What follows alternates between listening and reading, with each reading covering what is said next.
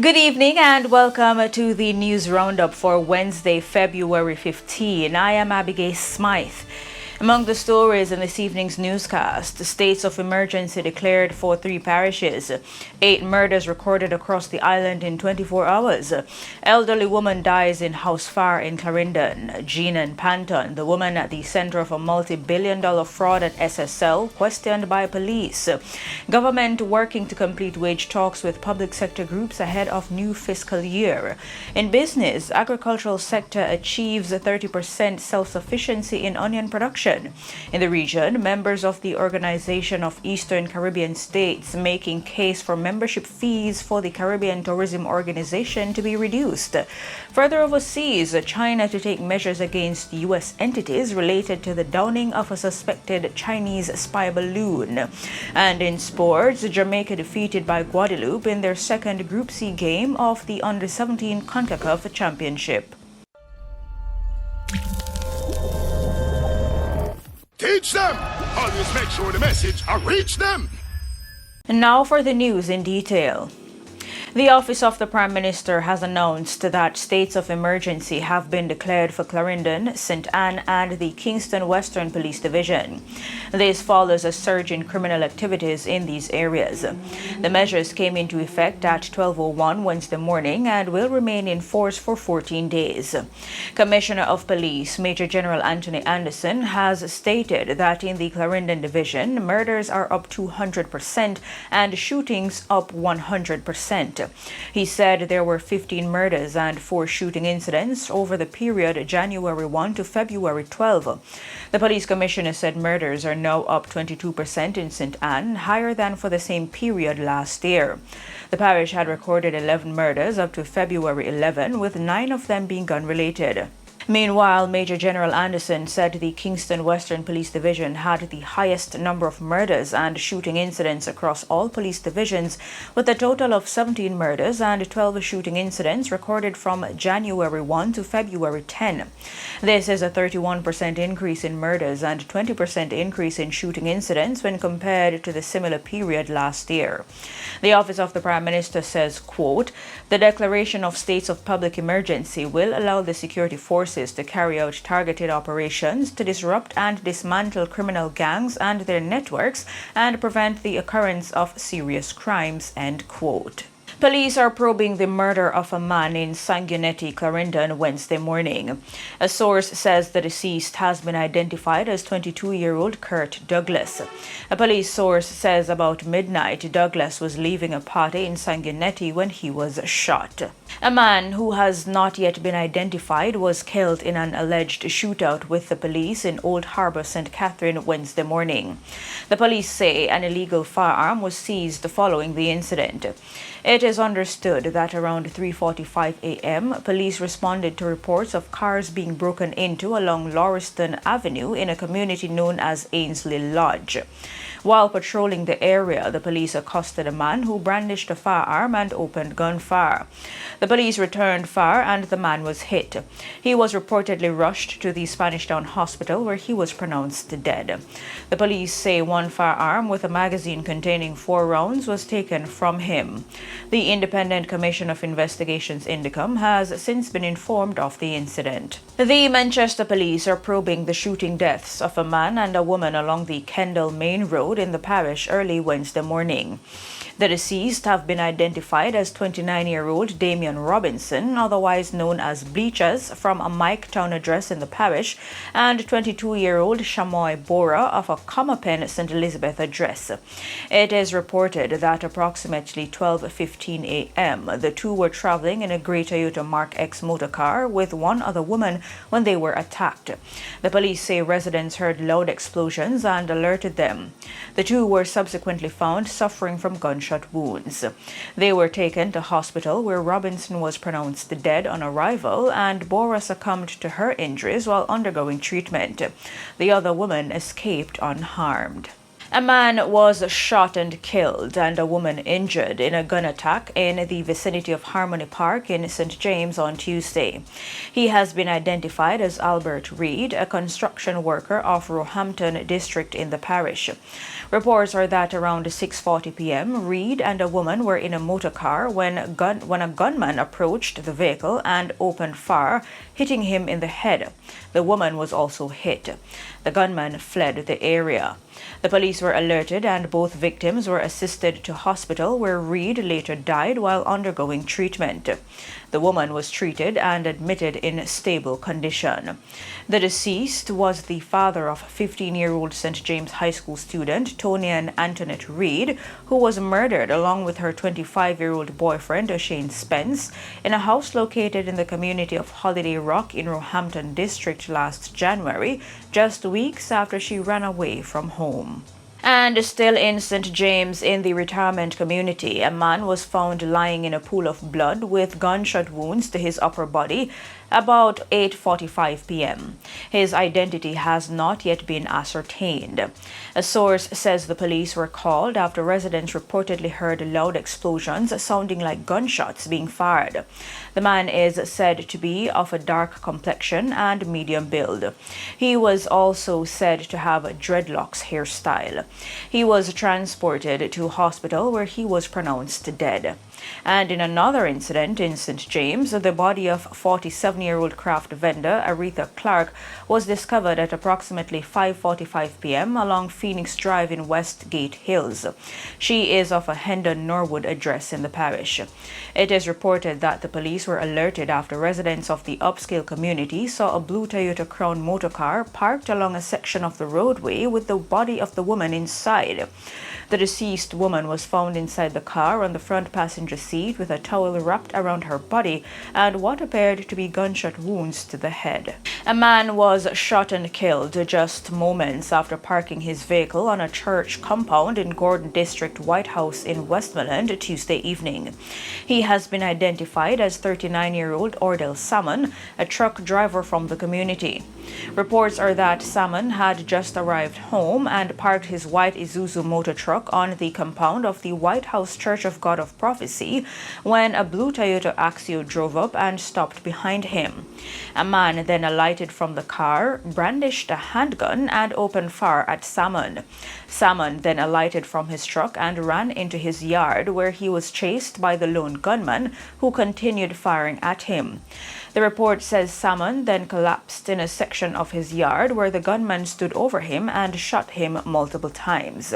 The gunman then walked out of the yard and escaped in the waiting motor car in the direction of Blue Fields. Salmon was rushed to the Black River Public Hospital where he was pronounced dead. This is the second person killed in the community in less than 72 hours. On a Saturday night, a 32-year-old construction worker, Damian Thompson, was murdered outside a bar. The Mapen Vendors Association has condemned the murder of a fruit vendor who was gunned down in Mapen, Clarendon on Tuesday. They described the killing as inhumane.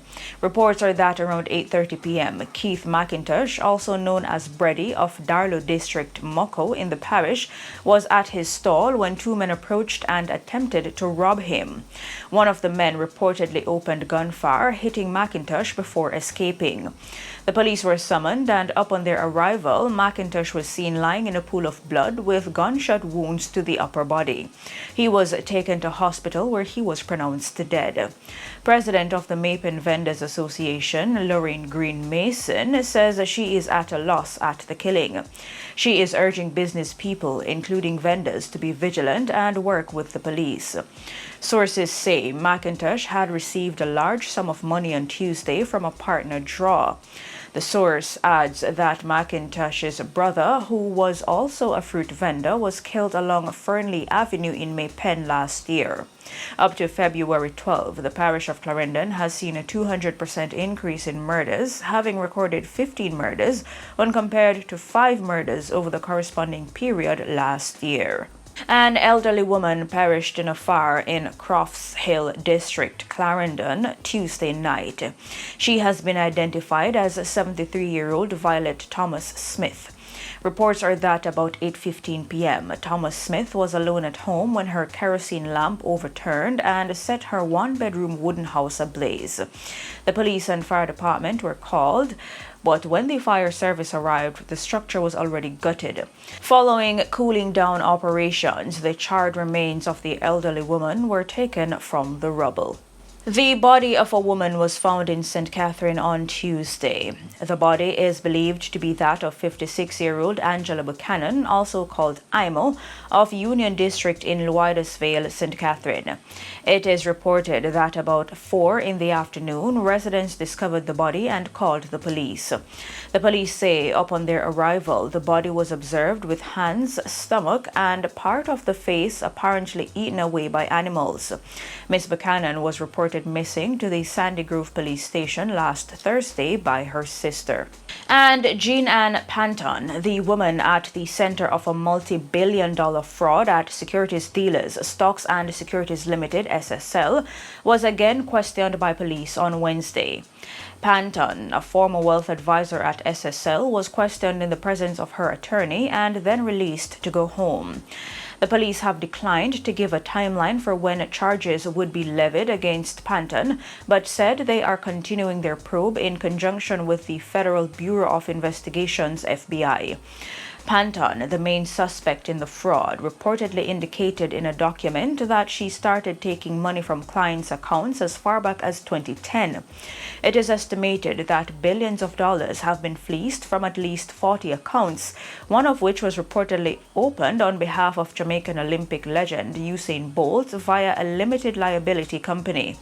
Bolt's attorneys have said his account, which on October 31, 2022 was showing a balance of $12.7 million, has been depleted to $12,000. Bolt had given SSL until January 27 to return his money or face legal action. Finance Minister Dr. Nigel Clark says the government is working to complete wage talks with all public sector groups ahead of the start of the new fiscal year. Several public sector groups are restive as the end of the current financial year draws to a close without any word as to when wage talks will be concluded.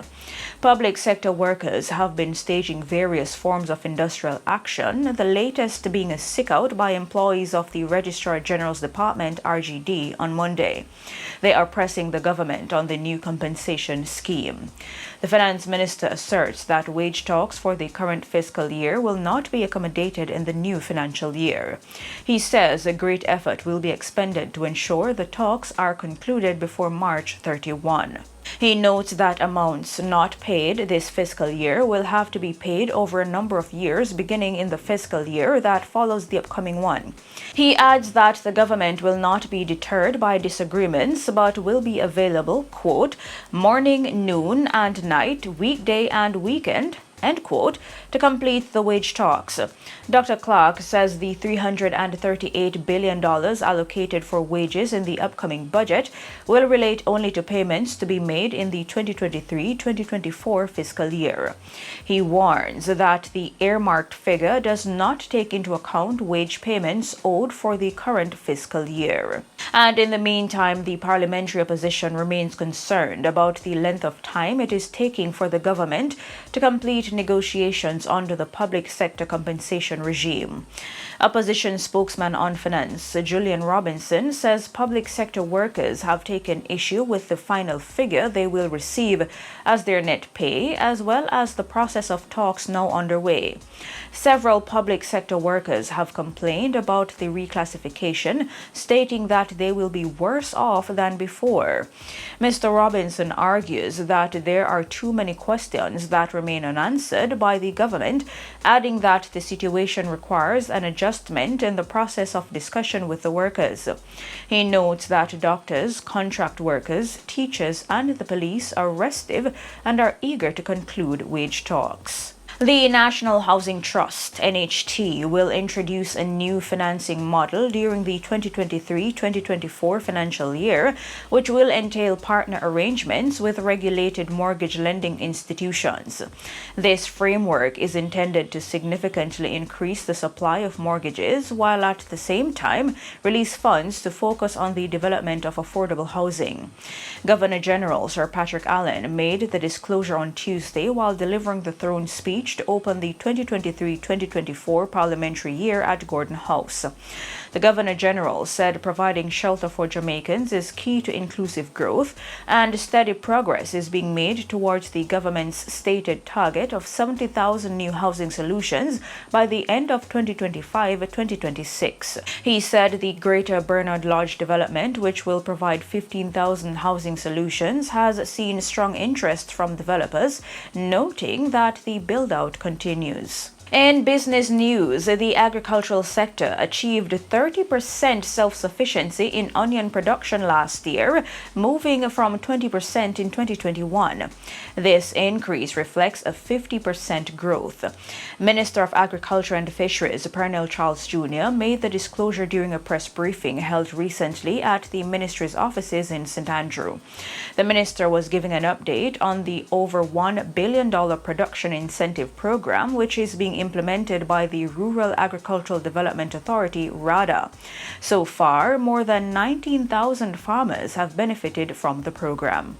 In the region, members of the Organization of Eastern Caribbean States are making a case for their membership fees to the Caribbean Tourism Organization, CTO, to be reduced. The CTO was established to provide the services and information necessary for the development of sustainable tourism. The Barbados-based organization is funded primarily through the payment of membership dues based on a tourism arrivals formula, thereby ensuring an equitable distribution of the financial obligation across member countries. Antigua and Barbuda's Minister of Tourism, Charles Fernandez, said while the Twin Island nation and other smaller islands pay less when compared to the larger territories, there is an urgent need for the fees to be reviewed. On the international scene, China says it will take measures against the U.S. entities related to the downing of a suspected Chinese spy balloon off the American East Coast. However, they gave no details and did not identify the targets of the measures. China says the balloon was an unmanned weather airship that was accidentally blown off course and accuses the U.S. of overreacting in bringing it down with a missile fired from an F-22 fighter jet.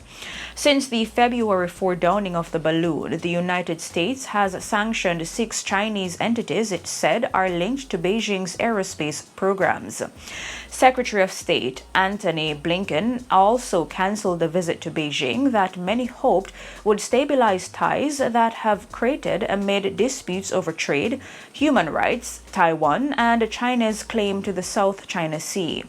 While China denies the balloon was a military asset, it has yet to say what government department or company was responsible. After initially expressing regret over the balloon's entry into U.S. airspace, China has returned spying accusations against Washington alongside its threats of retaliation. And finally, in sports, Jamaica were defeated 2-1 by Guadeloupe in their second Group C game of the Under-17 CONCACAF Championship in Guatemala Tuesday evening. Ronaldo Barrett opened the scoring in the 41st minute for Jamaica with a long-range effort, but second-half strikes from Guadeloupe in the 77th and 89th minute marked a come-from-behind victory. This sees Jamaica needing a result against Costa Rica in their final group game to guarantee second-round qualification. Jamaica will play Costa Rica on Thursday at 8 p.m. And that's it for your news roundup for today. I am Abigail Smythe. Have a good evening and see you next time. Teach them! Hey, yo, hello! Send the message and make it reach them. It's teach them. Right here, Warlord representing. Thank you for watching. Like the video before you go. Please subscribe if you haven't done so. And remember to share the video with your friends and family. And browse the channel for more quality content.